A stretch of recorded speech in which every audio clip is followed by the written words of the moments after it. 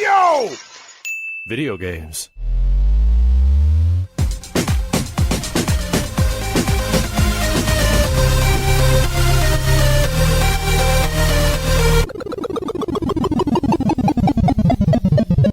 What up, dudes, and welcome back to the YoVideogames podcast. I'm Matt. And I'm Andrew. And once again, thank you to all our generous patrons who've kept us going for over 500 episodes. We're on like 504. We've really broken a record here. I don't know how many podcasts have gone for this long. We just can't shut the fuck. Well, the industry doesn't let us shut the fuck. That's true. If you're interested in becoming a patron at any level, please check out patreon.com/YoVideogames podcast. Dude of the week is Scott M, and you'll find out why Scott is dude of the week in just a second here. We're about to find out that 7-second rule, how much that applies. We're gonna talk about it.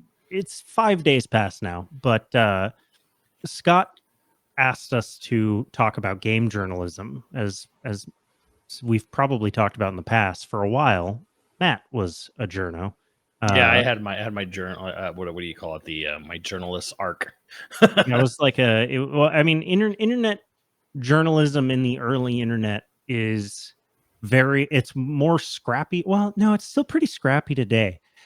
But anyway, the thing that we've always said about it is like there's a lot of game journalists that, yeah, but really they're advertisement outlets. Like a lot of the early magazine stuff, like there was good journalism in the early magazines, but there was also like 80% of the magazine was essentially paid shilling because it was owned by Sony or owned by whoever. I guess my opinion was that 80s generous, man. Like Next Generation magazine really did try to be kind of like honest to God, like journalism. I think there was a lot of the Wild West era of the 90s of magazines was so interesting in a way because your biggest magazines, and I can call them out, they're gone. I don't care. Game Pro, we all read Game Pro. We all love Game Pro, but Game Pro was more or less a PR extension. And same with PSN, Nintendo Power, any of the ones that were like specifically to like EGM kind of tried, but like EGM would like stuff in EGM. I don't know if EGM would say is a PR. I mean, they were a PR extension. Let's be real. They basically were a PR extension, but like they definitely had their biases. Like their biases were obvious in their writing. Like, oh well, we really like Sony. Like every time Nintendo gave them this cold shoulder, it was kind of like reflected in how they wrote about Nintendo products, especially during the N64 era, which was kind of like, all right, well, let's let this paint your worldview, I guess. But next I sort of understand. I understand. But then you had other things where you had game magazines like Game Fan magazine, which were pretty much run on cocaine, as we've later learned.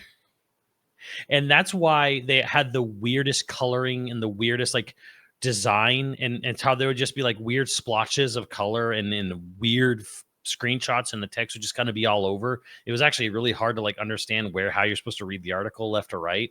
And they would do imports because they weren't getting any big time interviews or reviews. So what they would do is they would just import games because games used to come out in Japan way ahead of time. So they'd be importing games and doing stuff like that. And apparently they were just all on cocaine all the time. Writing this magazine. They write on Japan time. So Tokyo Wild West era of game magazines. And then you had Play Play magazine, the infamous one that gave Sonic 06 a 9. So to give context to this, because there's nothing here anymore. They've buried the hatchet. Andy Robinson, who runs, I think, VGC, right? Called out Max for basically talking about an article in a video on YouTube where he reads the article out and gives some commentary. But in the YouTube version, so on the Twitch version, Max calls out VGC and Andy. But in the YouTube version, the editors had cut that part for time, basically, had cut down and cut out the call out. And so Andy, reasonably, in my opinion, pissed off about that, especially because there's an out of context joke where Max makes a joke about ad blocker. He doesn't turn on ad blocker, and like you can see all the ads in the video, but out of context, like, yeah, I get why Andy was mad. Andy then made a post on Twitter and like Blue Sky and supposedly other places. I don't know about that. And it caused ruffled feathers all over the internet, I guess. But Max, as soon as he saw it, went and corrected it. So it's like Max did exactly the correct thing, and Andy, in my opinion, did the correct thing. Uh, some people are all like, "Oh, he could have been nicer," I guess. But if I saw somebody use my content and then not credit me, like I'd be, I mean, to me, I would literally was streaming myself when it was happening, and I didn't even like see it happen, or it I'd be happened so mad. fast. It was, to me, it was just like it was already, by the time I learned Yeah. about this, it had already been resolved. It's not a controversy. It's just So it was like, oh, that happened. I don't know why he wanted it. I don't know why he didn't just send an email or DM personally on that front. It's my opinion. I was like, okay, I don't know why you yeah. wanted to I mean, like the thing is like I understand if say he went to say Blue Sky, because it actually there's a lot less people there and there's a lot more moderation there. When you go to Twitter, which is basically 4chan at this point, it's almost like you're just looking slightly you're better just than looking to 4chan. start drama. Like at that point, personally, but again, this is already whatever. This is this particular thing's already done, Yeah, but they've already buried the hatchet. Like, this leads to a bigger question, though, as you were saying. yeah, like Um, what happens? So Scott messaged on Patreon and was just kind of like, "Hey, what happens if game journalism dies? Like, what's the conversation here should be about? Like, yeah, citing sources from game journalism, and what happens if game journalism just goes away?" my initial gut reaction is kind of like what game journalism. Well, but there there's kind of like is Schreier and that's it, but it's not. That's also not fair. now. Um, Now that I've read VGC, so I didn't actually know about VGC before this. oh, Andy's been around forever, Yeah, long and time. I saw that he's got a pedigree and stuff, and so does his second editor or editor. The other editor has been around for like 20 years too. Yeah, Um, but now that I've read stuff, like they do good coverage. I mean, if you're following, you know, eh, if you're following a lot of the insider leak sources and stuff like that, like yeah, you're going to see some of the same stuff, but they do in-depth yeah. research. They do The interviews. the Their real interviews are great. problem The problem, honestly, is that he had an interview, he had a scoop, if you will, and it's almost like the frustration is it was kind of like getting erased away from him. Um, Yeah, like well, because the real problem is like journalism's already pretty much on its last legs, on the ropes, on the down because oh, journalism in general. Yeah. well, I was talking specifically about video game journalism because the companies now, and honestly, Nintendo is kind of like a big reason for this. There's companies have figured out that how much they can control the narrative. There's nothing a video game company, especially Nintendo, loves more than control Right. and controlling the narrative. So there's so little access ever granted to interviews nowadays. It's so hard to reach out and get an interview with someone to like talk, to have a dialogue. And if you do get that, it's going to be highly curated or watched over, or they're going to be very picky and choosy about who they let talk to someone. So like it's almost like this is why you don't see them doing panels at Comic-Con or anything. They don't want fans going up and asking questions. I mean, there was a thing, I think it was this last weekend at Dragon Con or PAX or someone, and longtime voice actors George Newbern and Phil Lamar may or may not have suggested they're making an Injustice 3 totally unannounced. Oh yeah, yeah. Probably because some fan was just asking a question and they probably are like, I don't know if it's been announced yet because they probably recorded it. If let's say they did or recorded their lines, they have no idea when stuff gets announced. It's like really hard to keep track of, especially when you're an actor moving project to project to project to project. Right. There was that lady who was in the second Avatar movie, and she'll probably be in the third. She's like the general lady for RDA. And someone asked her about, oh, what do you think about your movie making? It's going to be like the second biggest movie ever. And she was like, oh, it came out. She's like, oh, I thought the movie came out years ago and must have flopped because I never heard about it. Like she had done her acting bits because she's a real actor. She wasn't, not mocap. She was actually a person Right. on set, and she had done it so many years ago prior to Avatar 2 coming out. that she thought the movie must have just come out and flopped, and that's why she never heard about it, and it just kind of went quiet. It was gone for so long, and so that happens with actors where like they'll do a project so far in advance. I remember being at Comic-Con and Kevin Conroy literally talking about, oh yeah, he's really excited what they're doing with Batman in the next Arkham game. The next Arkham game was Arkham Origins, in which Kevin Conroy was not Batman. It was, God, why am I blanking on Chris Redfield's voice actor's name? Sonic's voice actor. Yeah. I don't know why I'm blanking on it right now. But anyways, so people were like, what do you mean? Like, it was kind of like, you're excited for the next Arkham game that you're not Batman in? And then, but it's like, he just soft confirmed Arkham Knight Right. before Arkham Knight was officially announced. Well, on the Injustice thing, and I tweeted about this, perfect time to go back and watch The Injustice Assist Me, because it is some of the best we've ever done. God, it still makes me laugh. Yeah. But like, it's just, this is why these companies have such a death grip over information now, is they don't want this to happen. They don't want stuff to get leaked. The other problem, and that I could really get into here, and I talked about it a little bit in a video I did on Silksong, where I'm not sure this 3-month blitzkrieg of announcement to release is always the best thing for every game. Especially not like a 2-week announcement like Silksong did. I mean, two weeks is sort of rough, but 3 months turnaround from announcement, attention spans have gotten. Oh yeah. Oh, there's many once. pros to it, but there's also this also leads to a lot of cons to it as well, because now you're going to have, again, games take so long to make that eventually maybe a voice actor might let slip like, oh, oops, that game wasn't announced, because they announced the game 3 months before it comes out. So it's kind of like, right. Like this is just things that will slip through the crack, and so they're kind of really trying to control this narrative so super hard about it. And as a sort of on a flip side, journalistically, like I guess maybe or maybe not journalistically, the flip side is that you have a character. There's a man on the internet, and I think he's a man. Actually, might be a woman. I actually have no idea. There is a person on the internet that goes by the name Dusk Golem, and Dusk Golem talks about many Capcom projects long before they're announced. I don't think anything Dusk Golem has ever said has ever hurt a sale of a recent Capcom game at all.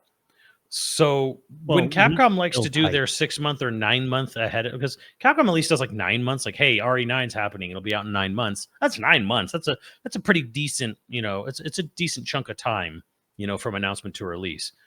But knowing like the internet, well, we all knew about this because Dusk Golem, like, they tweeted about it a year and a half ago. I'm like, I don't think it hurts RE9. No. Like, I don't think it's going to hurt the game in any way, shape, or form. So there's part of me that's kind of like, even if they were just not even an official announcement, if someone asked, like, say in an interview, like Andy or someone was interviewing someone at Capcom and said, hey, are you going to make, you guys are going to do another Resident Evil game? You're going to do it? Yeah, we're making RE9. I'm not going to talk about it, but obviously we're, if it was just like this off the cuff thing in an interview where it's like, yeah, we're doing a new Resident Evil project, it'd be kind of like, you'd be like, somebody like, oh, well, that's terrible. We have all these investors. We have all this like planning and marketing around it or whatever. And then on the other hand, it's also like, well, duh. Like, why wouldn't they be making another Resident Evil game? Like, Dusk Golem needs to leak this. Games ever. Yeah, right? It's like, I think depending on where you are with your franchise, the sort of secrecy that these publishers want to huddle these games under, which makes doing journalism and interviews super hard because you have nothing to talk about other than like, so your game's done. Cool. Like, well, and I mean, and we're gonna I'm gonna do it a little bit towards the end of this episode, where a lot of game journalism is forced to be like speculative. Schreier gets a lot of like inside information, and so he drops some because there's trust there, right? Well, yeah. And not just trust from publishers, but there's trust from developers there. And it's almost a dangerous game what Schreier's playing, and he knows this too.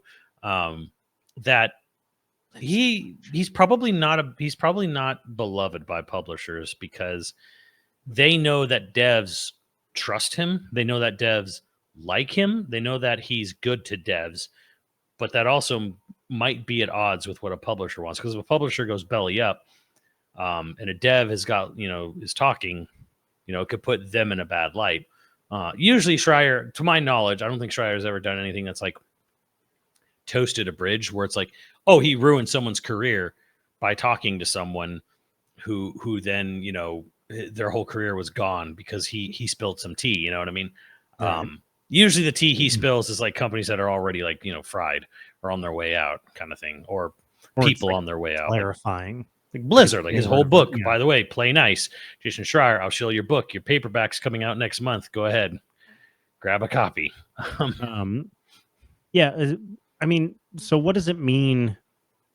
So early game journalism on the internet, you know, was it was blogosphere, right? Like early internet blogs. If you happen to be young enough to not have experienced the internet in like say 2005 or earlier, most of the internet today is like social media, but like at a time, most of the internet was blogs. So you could find some obscure guy who is an expert on like a very niche thing, Yeah. just spilling information. I mean, I like all sorts of weird blogs. I can't even think, like, there were, from the innocent of like a person who's been a farmer for 30 years got, you know, the internet, and they write an in-depth almanac about farming, and you're like getting into gardening and you're getting these tips that are, you know, my grandfather's grandfather's tips, you know, that you just couldn't get anywhere, to like the darker side of the internet where it's like a dude who was a sniper in Vietnam writing an in-depth blog about how to hunt men. Like you could get some shit on there. And so the internet used to be a lot of that, and it used to be sort of a wild west of like establishing which places were actually credible. And Yeah. and that was another thing, that was another hit against game journalism, when you put it in quotes, where it's like there were plenty of gaming blogs that purported themselves or like put themselves off as like journalism, that it was just like some dude speculating, a lot like social media leakers now that are just making shit up. There's a frustration from back in that, during that time, where the most important thing for your hits, whatever, because again, everything was sort of based around, again, going back to that ad revenue thing, Keywords, but like, and, yeah. Well, the most important things usually was review scores and what your number on your, or, you know, what you rated a game, and did it follow a trend? Was it an outlier? And were you on GameRankings.com or Metacritic? And I used to be on Game Rankings and Metacritic, and Game Rankings is gone. I think Metacritic might have even bought it, but I don't really have a high opinion of Game Rankings in particular, or by association Metacritic, because I used to be on there, and then when I got taken off of Game Ranking, and the email from the person at Game Rankings, I could dig it up if I dig up my editor in chief at the time. They removed us when we went from Zentendo to Gamaki, because we went from a Nintendo focused website to a third, you know, all video game focused website. We wanted to we didn't want to just cover Nintendo, especially because like it was getting sort of like the dark days, the waning days of Wii were leading into the Wii U, and we wanted to like cover more stuff. Removed from Game Rankings and Metacritic because we were no longer Nintendo only, which I didn't understand why. And he was like, "Well, you served a need I liked more." Like, it literally was like at the whim. Like, I liked you better as a Nintendo only site. Like, I don't, you know. Oh, because you fit like a niche. Yeah. Yeah, you fit a niche better. Now we don't. Now you don't. So I'm removing you. Like, that was the little reason for getting removed from Game Rankings.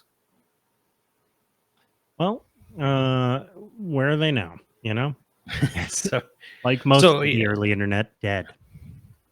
Well, dead internet there, right there. But so yeah, there's always been this sort of like this weird thing where it's like, okay, well, what garnered the most clicks? What garnered the most views? It was reviews, and then especially if your review went against the norm. Oh no. For me, I got blacklisted from Capcom for a little bit.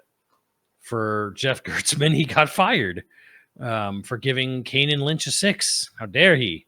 Ooh. They paid for a month of advertising on GameSpot.com. So, well, this is something this is also a thing that was part of the, you know, the ad block thing, right?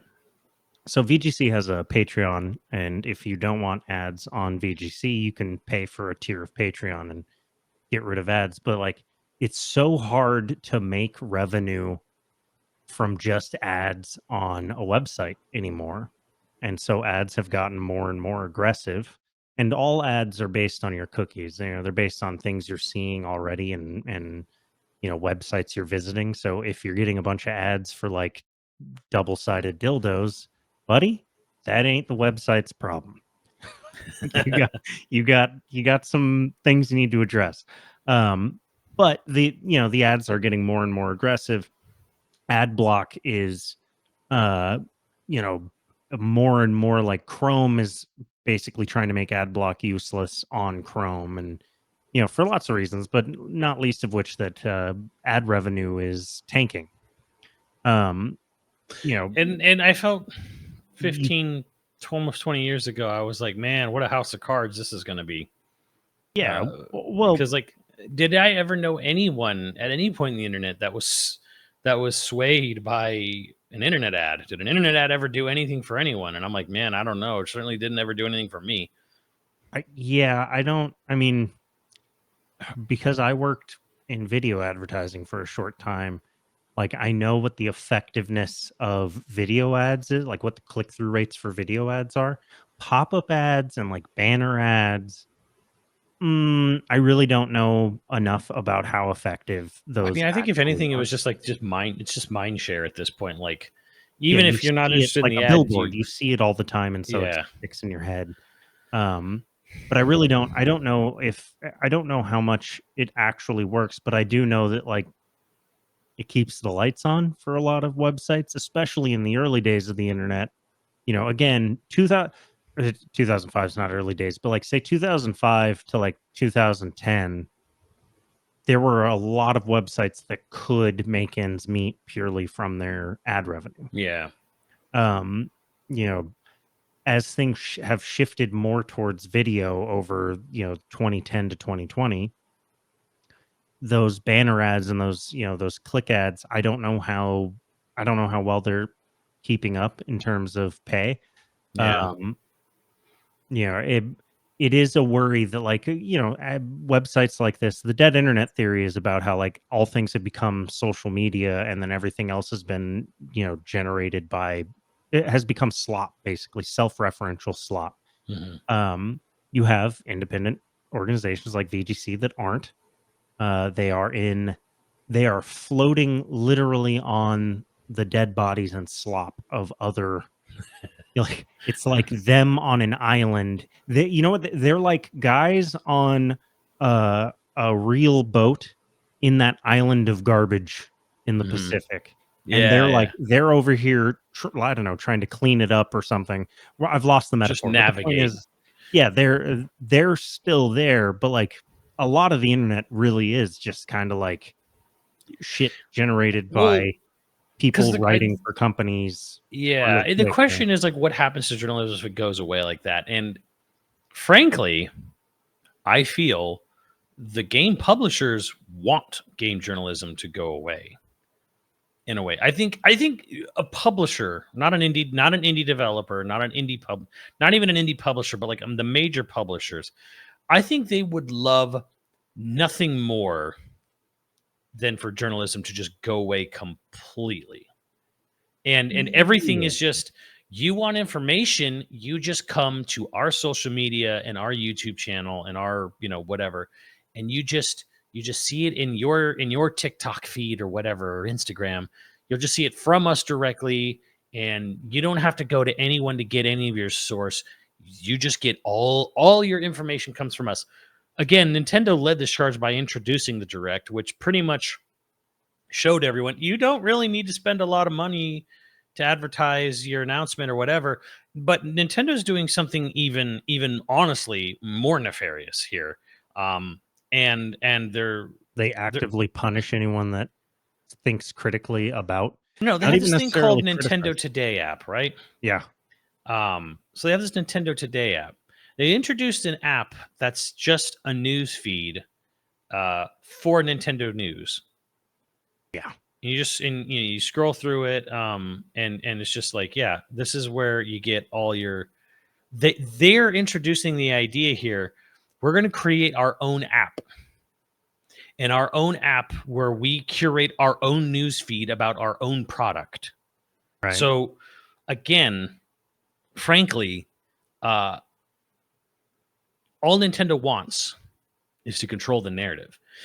And I think nefariously, honestly, I think Nintendo wants to get rid of journalists. Nintendo wants nothing more than there to be no journalists, no questions asked, no one ever having to talk to them. They don't want to talk to anybody. Just we will have our own news app. Like, they're a game publisher developer with their own news app specifically made to get rid of anyone else asking questions or doing editorials or doing reviews or whatever. I mean, conversely, they love content creators that gush over them every little bit of news. They like them. Well, I mean, like, if you want to have any sort of recognition from them, you got to play, you got to be them kind of thing. You have to, but yeah, you can't just be like, oh, that's good. You have to, like.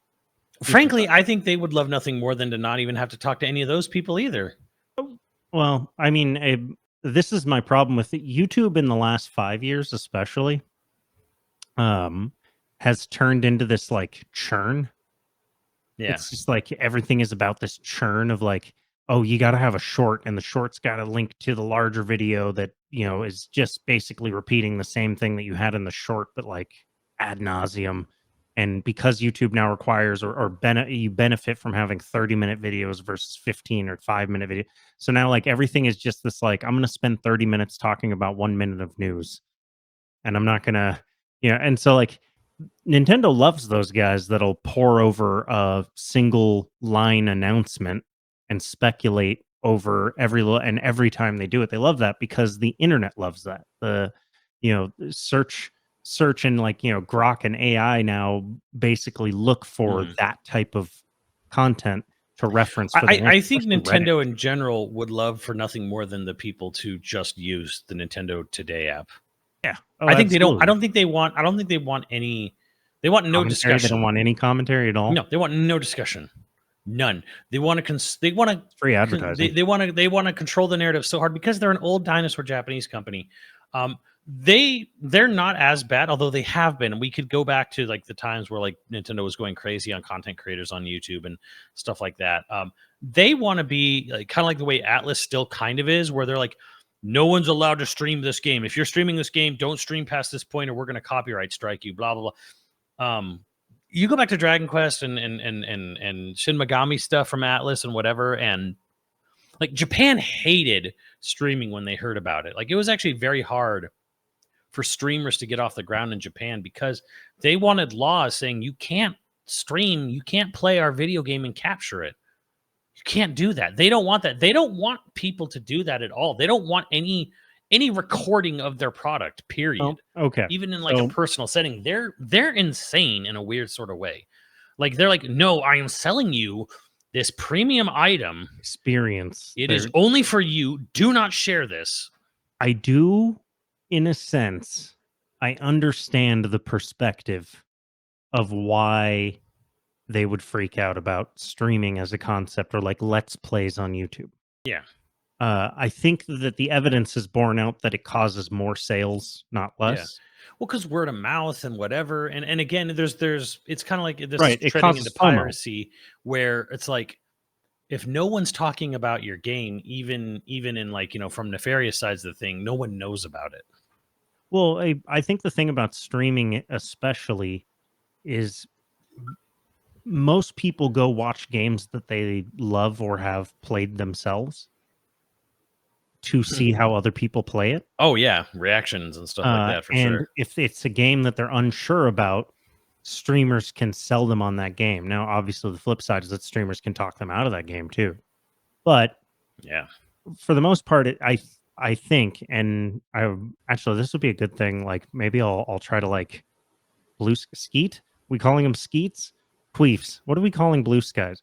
I don't know. I just call them Post. I'll post something to Matt Piscatella and see if I can get his attention to look into the numbers, the actual numbers. Numbers man Matt Piscatella can look into the numbers of does streaming boost sales or not. Yeah. That'd be cool as Well, hell. I mean, I think there's the other thing too, where it's again like piracy or whatever. He's like, oh well, if people watch a game, they have no incentive to purchase it themselves. And I'm like, if someone's not gonna buy a game because they saw it, they weren't gonna buy it anyways. Yeah, for the most part, I don't think it. I don't think anyone It's like watches a it's game. like piracy, and we Yeah. knew a man who was pretty much Prolific. the Blackbeard of of the internet back in the day. And it was like I always said, like, if that man woke up tomorrow and none of the things he had downloaded ever worked, right? And none, like, he just lost all of his entire downloaded history of pirate games, and he had to buy every game he ever pirated instead. You know what he would do? Buy none of them. Yeah, well, I mean, the He would biggest thing play that none of them. changed He it would for him buy was none of them. Steam. Like, it Steam was was like, so much more convenient that it was oh yeah, and worth Steam the $5. literally got Yeah. him into buying stuff, like you said. Yeah. Like Steam was the thing that actually got the Blackbeard off the high seas, because it was just too convenient and easy, and it was cheap, and the sales were good and stuff. So it was like, oh okay, and it's like, oh, he caused all this damage. I'm like, he was never going to buy any of that. You took that. If somehow you magically made all his pirated stuff stop working, you know what he would buy? None. He doesn't Well, yeah, care. and I mean, and he still bought games that he loved. Yeah, bought games, but it was like, oh, you pirated this game. Like, that's a lost sale. No, it ain't. Yeah, it often isn't. So on the back half of the podcast, talking about game journalism and if it disappeared. Personally, I think if game journalism disappeared entirely, uh, there'd be a significant portion of YouTube that would no longer have anything to talk about. There's a lot of YouTube Shorts creators that all they do is just say headlines with like some AI images. I think you would actually see even more folding in on itself, where people, I think people would buy other videos and other. I think people would buy less games, period, entirely. Oh yeah. Because I think if the discussion and the journalism and whatever went away, people would just kind of go back to their forever games, their Fortnites, their Roblox, their Minecrafts, their Genshins, Hoyoverse stuff, and they would just kind of like go back, and they would just go, oh well, I don't hear anything about any other game. I'm just going to go back to my forever game. I'm not going to bother, because if they have, again, I downloaded that Nintendo app. I think I downloaded it literally on like, I was trying to boost my chances of getting pulled for a Switch 2. I did actually get pulled, but I've never really looked at it. I think that was the third time in my life on this episode that you actually saw me open that Nintendo Today app. It's good. And it's a good app, huh? No, it's stupid. Tracks everything you do on your phone. I don't know. I don't know, but I don't use it, right? So Yeah. it's like I think if anything, it's actually a terrible idea. I think I have it because there's the potential of them only, you can only buy certain things through this app. Like there's that sort of like threat, if you will, that like, okay, well, if you want certain things from them, you're going to have this app installed, kind of thing. And that's probably exactly what Nintendo wants anyways. But Right. as far as like usage metrics or whatever, they're getting nothing from me on that, I guess. But it's what they want. Like, and I they want think to cut out all the commentary and stuff. They just want yeah, but I sell you think product. I think it's a self-defeating thing. I think this is, honestly, I think the companies want this, but I think they don't realize how this will actually hurt them. Because in my mind right now, as someone who was in journalism, I'm in content creation now, my opinion really is that that game, like, publishers would love nothing more to get rid of this, but the best word of mouth, my opinion, is the best word of mouth, or I'm sorry, word of mouth is the best advertisement right now. Right now, I think Always has been. I think word of mouth is stronger, honestly, stronger than it's ever been. I think through all the controversies, warranted and very dumb, has caused more and more mistrust in reviews, in certain editorials or whatever. And I think word of mouth is becoming more and more valuable. Now there's a little danger in that, because people get like parasocially attached to content creators and other voices, and it's Well, that's most of the back and forth that was on Twitter over the right. Andy So Mack.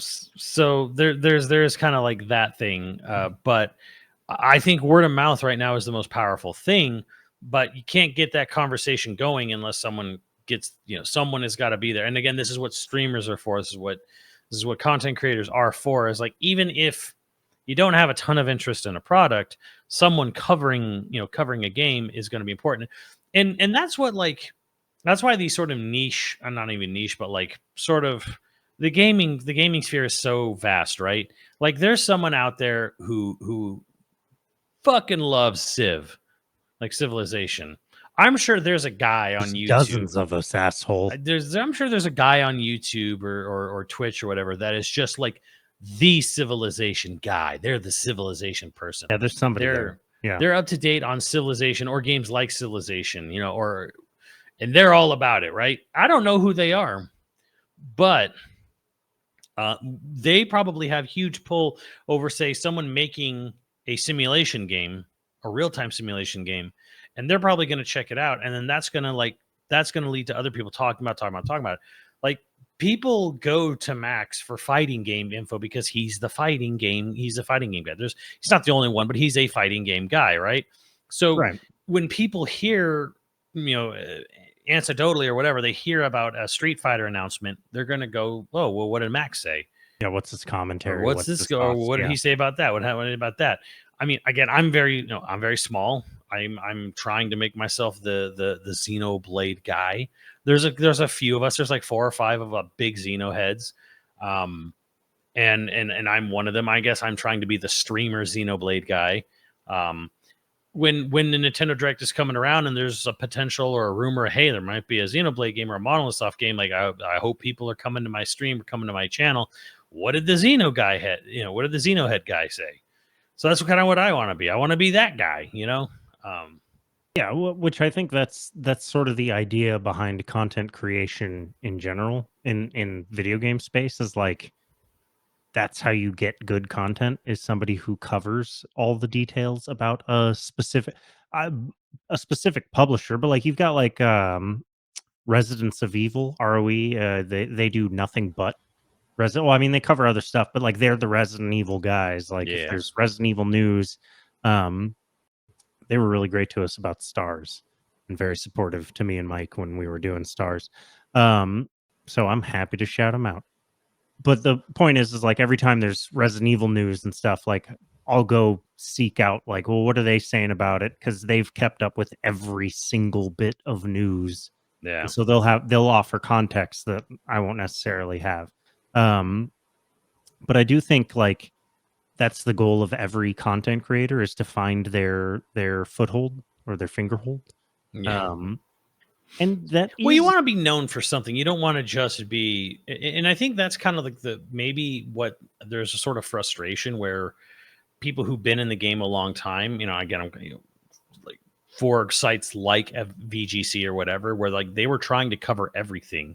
They worked their butts off to like be like all encompassing on their coverage, and then their work kind of gets stolen. Oh, not stolen, but like the conversation gets taken away from their work because someone else, a specialist makes, yeah.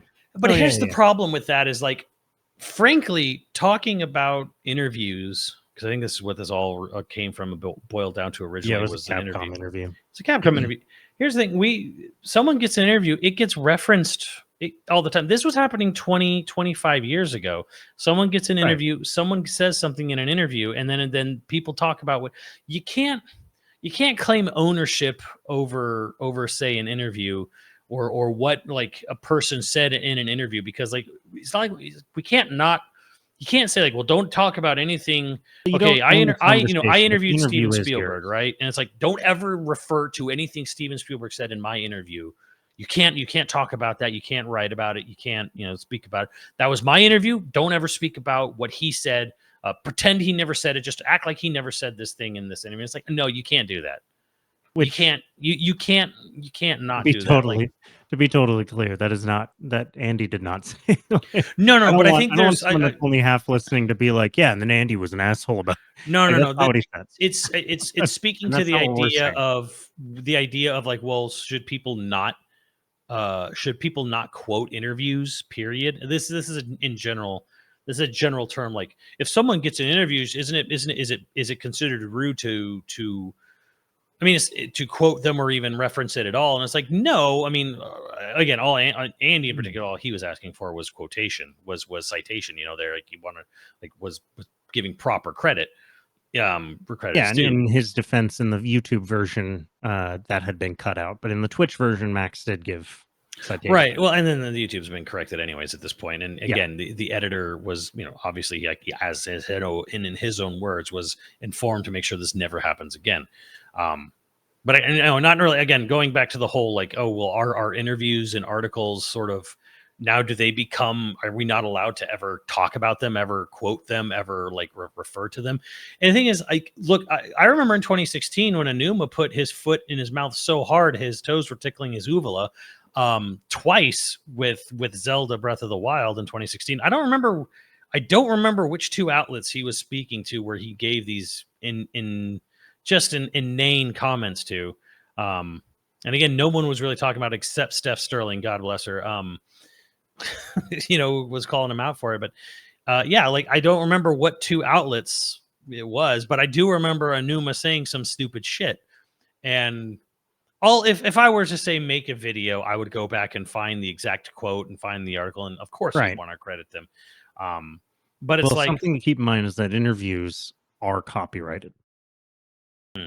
The interviewee owns, I mean, it's owned by multiple people, but, like, the interviewee generally has a copyright on their original questions. The interviewee has a copyright on their answers. The interviewer generally has a copyright on their original questions. And then the outlet that paid for it and published it generally has a copyright on. So it's like, there is, I see what you're saying, where it's like, you can't stop. It is living in a way. Like, that gets out there, and then it becomes referenced, and then it Yeah. goes on and has a life of its own. But it is technically written, like, copywritten material or copyrighted material, I guess. Well, I remember Chris Kohler, I believe for Wired or wherever he works now, he did an interview with Koizumi. I've referenced that over and over and over again because he had such a great interview with Yoshiaki Koizumi. Well, Koizumi gave such, referencing is free use. you know, interesting answers to behind the scenes stuff. And I remember very specifically that was Chris Kohler giving that interview to Koizumi, and I believe at the time it was for Wired. Might be. I don't know who he was writing for at the time, but I remember who he was. I remember who did it. So, Well, I mean, it's interesting because any content on the internet, well, and that's the other thing. What is defined as content? You know, what is defined as journalism? What is defined? The problem with the internet today in general is that, like, everything has become sort of like a content hustle, yeah. and everything gets treated like it's content Right, hustle. because and it's really like a hustle because nobody wants to talk. Yeah. None of these publishers want to give an inch to anyone, and so when someone does, it's kind of like, okay, so everyone's going to talk about this interview because someone Right. got an interview, and that's so rare, you know, nowadays it feels like. So yeah, it becomes this vulture, just like everyone is just like pouncing on it. Yeah, which in a way, that's why I was saying, like, I completely understand why Andy would get mad and call it out. You know, frankly, I wish more people were like Harada, where he'll see discourse online and he will just go out of his way on his own to write an insanely long, Yeah, like, he just addresses description, it just like, directly. all right, hey, I hear about this. Let me tell you about how game development actually works. And he just goes and writes this huge fucking Dear Diary about how Tekken Tag Tournament 1 development went. And it's like, My favorite thing about cool. Harada is that he can be both incredibly nice and also a dickhead at the same time. Genuinely, like, he's entertaining in a way that I don't know if there's any, you know, how is it Kamiya that calls people insects? Yes. Kamiya can be kind of just like a dickhead, and you can't really tell whether he's being a dickhead to be a dickhead or if he's just like, Yeah. Harada It's all can a be a bit. dickhead and you still sort of be like, I like that guy. You just, like, he can be so charming when he's frustrated with a person. And yeah, you're right. He goes on these deep dives. He does it on Twitter. I don't know if he does it other places, but he'll go on, like, insane deep dives on some, like, answering someone who tweeted at him, sometimes disrespectfully, and then he'll just, like, in good faith, answer the question while also being a little bit snippy with them for being dicks. Yeah. I love a person I who will answer good faith questions like that and go in depth, because you know what it Yeah. is it shows a confidence in their own ability, their own, like, exactly. you know, he has been doing, I mean, he's been on tech, he is Tekken Yeah. basically. So it's like there's a confidence in what he's answered, what he's saying, and you know, I don't know, I love that. He is a great I wish more people were like Harada, and he's always going around walking the show floor at Evo, taking pictures with people. He's not some man hiding in a bunker or whatever at Evo. And like that sounds like a dig at Max. It's not a dig at Max. Max actually did walk the show floor at Evo, if you caught him. Haha. But I mean, like these video game developers, they'll be at an event, but they'll be like hustled in. Here's they come here. Here's their they they have give their little handlers, and speech, and Harada then doesn't. and they just disappear or whatever. Harada is not only is that on Twitter, but he's like, I will walk the show floor of Evo. I will see what's going on.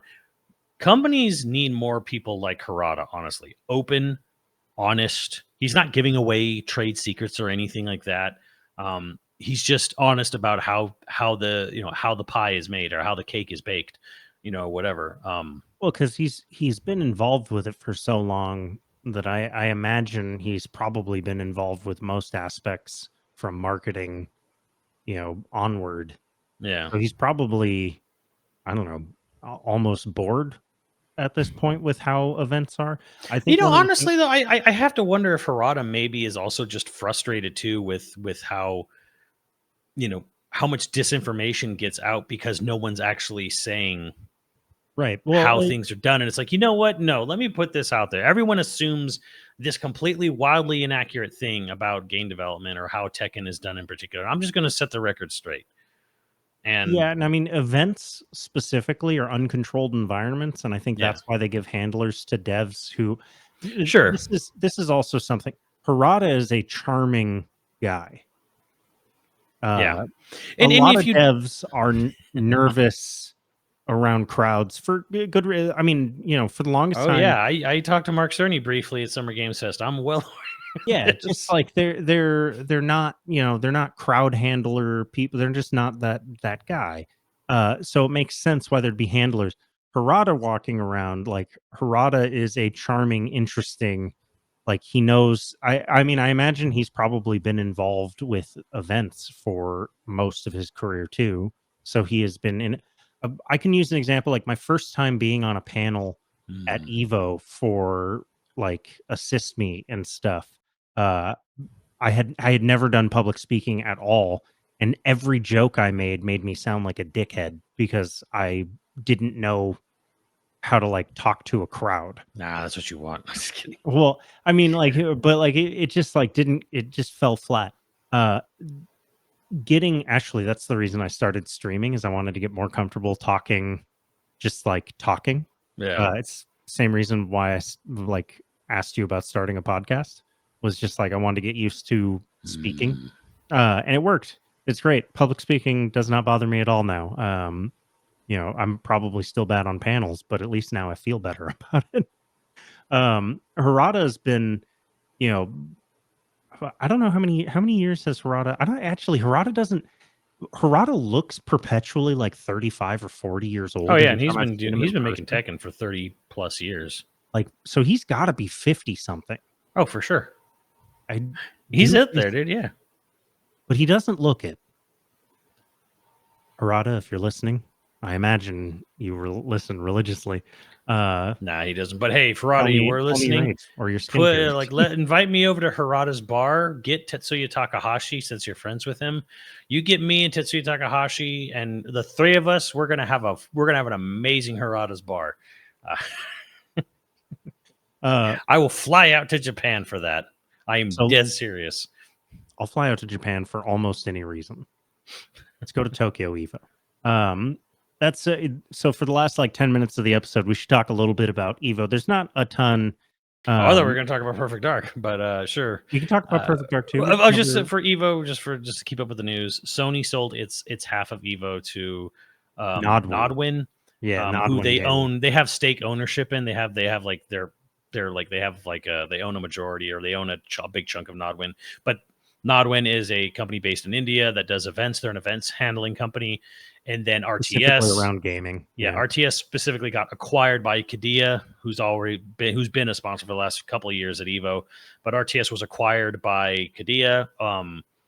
And so now the two halves of Evo are acquired or sold to a different. The only thing that's weird about it is that like nobody took 100% ownership.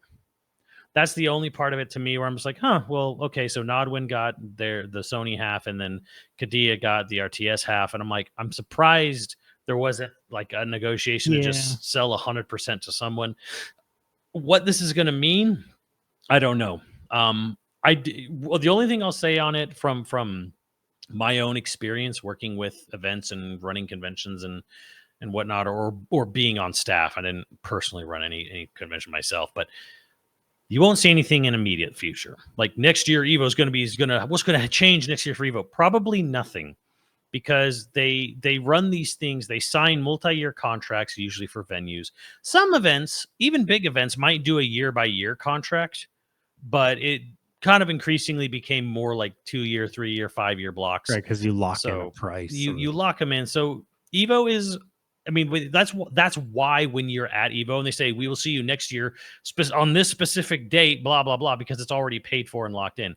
And that can, I mean, that doesn't necessarily guarantee it's going to happen. It almost does, but I mean, it kind of ruined ESA and E3 because they literally had a paid for locked in date for 2020, and they had to cancel it for COVID, and then they had to cancel it again in 21, and then it was just like lost too much money in the years in between. We're gone, we're done. But within 1 year, I don't think you're going to see much change at all. You'll see more bannership or more.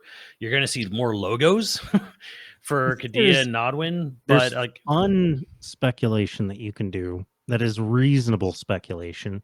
We can talk about like, okay, maybe in the future Evo gets moved to like East Coast to make it more international. Realistically, nothing's RTS is still an American company. Actually, is RTS an American company? But they're acquired by a Saudi Arabia company. Well, they've been acquired, but like they themselves, that company hasn't been dissolved or anything. They just have an owner. Yeah. So it's like it realistically, maybe nothing changes, but nothing will change immediately, and maybe nothing changes generally. But like optimistically, another Evo gets added, and it happens in Riyadh because the fund that bought is specifically, around mega projects in Riyadh. So you get a Riyadh Evo added to it, or maybe a South Asian, India Evo, because Nodwin, is based in India. It's like those are the speculations that like, would it be next year? No, probably in a few years. But they already have their added Singapore and France. Yeah, Singapore and Nice, France are 2 more events that they've added. So now there's 4 Evo events. It's Tokyo, Las Vegas, Nice, and Singapore. So I could see an India or Riyadh getting added. That could be a thing. Has there been any real news beyond the acquisitions? No. So again, if you're watching anything that's like really heavily speculating on what this means for the future, they don't know. Yeah. Nobody knows yet. And someone, yes, I've been a guest.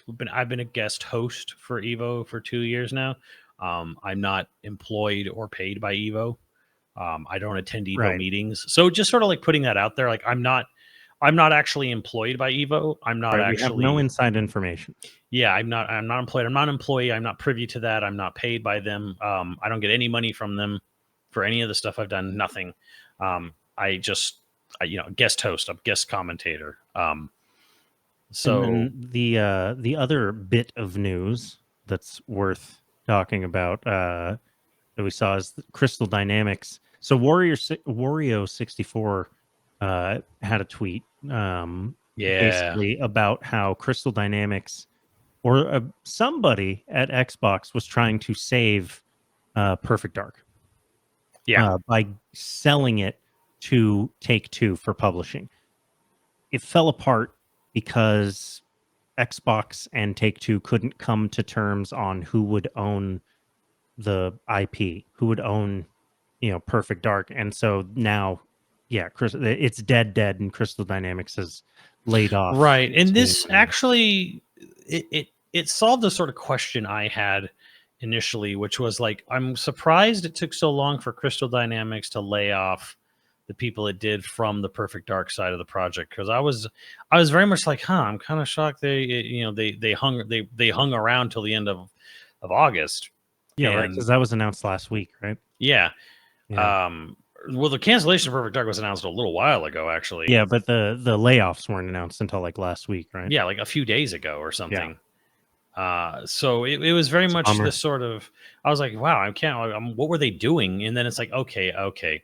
So this to me was like, when when Tango was shut down and, the whatever Hi-Fi Rush 2 proposals were canceled along with it, what happened a few months later was that Microsoft sold Tango Gameworks, even though half of their development staff had already quit. But they sold this, they sold it to Krafton in South Korea, and they bought it, and they basically immediately said, yeah, and they sold the Hi-Fi Rush IP, because frankly, Microsoft and Bethesda were never going to do a Hi-Fi Rush 2 without Tango. Like that was never going to happen. Right. And Krafton bought the studio. Krafton bought Hi-Fi Rush IP. They did not get Evil Within. They did not get Tokyo Ghostwire. Those IPs remain at Bethesda. And you can see why, because again, like I said, they were never going to do a Hi-Fi Rush 2 on their own. And it was pretty cool. And Krafton has kind of been open about it, where they're like, do you have high expectations for it? I'm like, we're not. It's like, we're not going to make money on Hi-Fi Rush 2. We know that. We're not making Hi-Fi Rush 2 to make money. We're doing it to broaden our portfolio. Yeah. So I was like, wow, good on you guys. But there's also they're going to make their budget back. They're not going to just like maybe lose money. I mean, it's definitely goodwill. So it seems to me, and I don't know who, I can speculate who, I would not be surprised if Phil was responsible for the negotiation of Tango to Krafton. I would not be surprised to learn someday far in the future Phil was also trying to do the same thing for Perfect Dark, where he wanted the game to continue even if Microsoft had no interest in it. Right. Tried to sell it to Take-Two, and I guess Embracer was also involved in this in some form. Really? Yeah, I was trying to find the exact article on it or whatever. But yeah, like Take-Two, the negotiations fell apart because they couldn't agree on ownership. So it sounds to me like what happened is Take-Two was like considering Embracer had come close to striking a deal with the video game publisher. Which on the right, say within fund and publish the game. Really weird. Bloomberg, by the way, is where this article came from. Right. It's Schreier. Of course it's Schreier. Warriors, we forgot it from Schreier. So Bloomberg and Schreier broke this news. Of course. Schreier always knows. Every time is a flat circle. But yeah, Embracer was somehow involved in this, according to Schreier at Bloomberg. But yeah, like it sounds like the idea was, and I'm going to guess someday in the future we'll find out Phil tried to make this happen.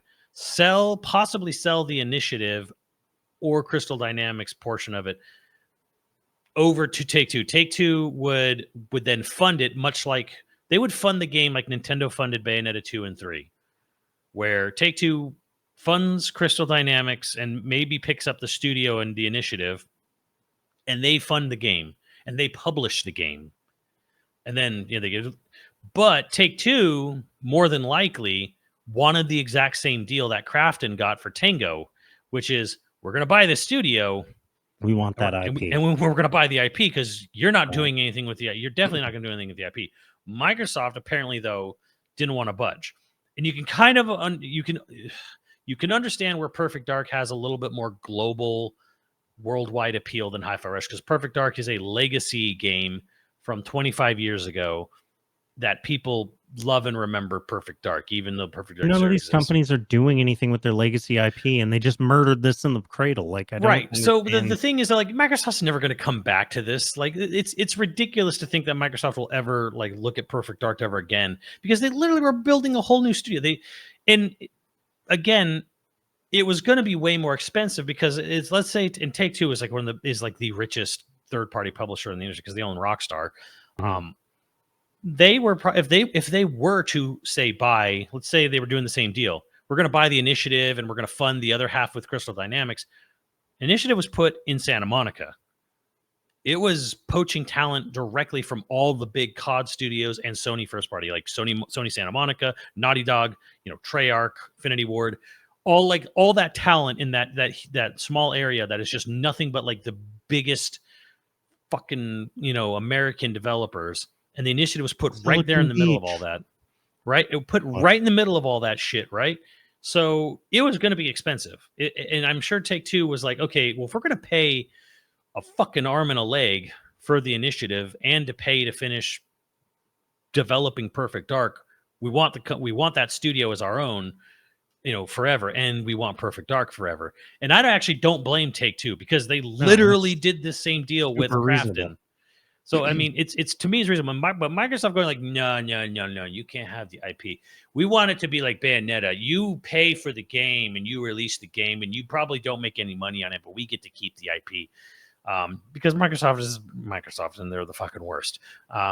Well, and I wonder what other entanglements there were, because that's always something like it's the whole industry at this point. There's been enough acquisitions that there might be a bunch of incestuous entanglements of like who owns what, and I don't know. That's something we can speculate on, but we'll never know the behind the scenes. I do like the I've seen it put forward by multiple people online. Criminalize IP hoarding.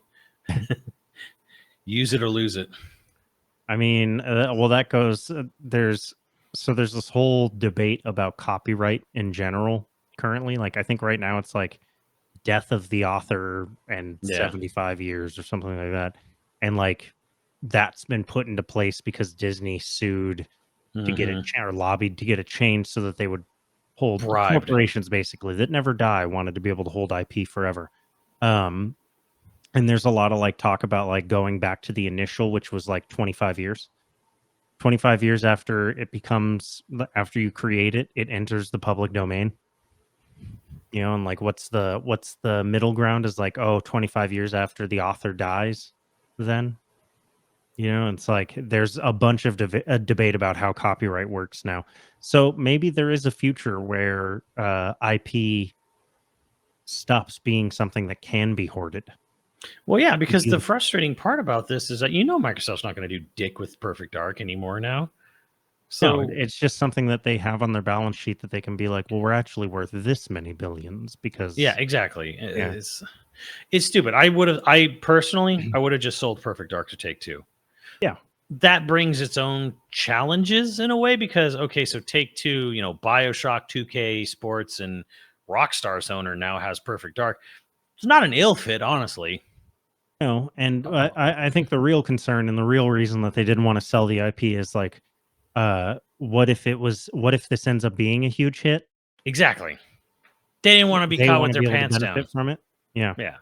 They don't want to look like idiots who gave up publishing like the hottest new first person IP. And so like they're like, okay, well, let's say, okay, fine. You finish making the game and you publish it and it blows up and it's this huge hit. Great. We'll take it from here.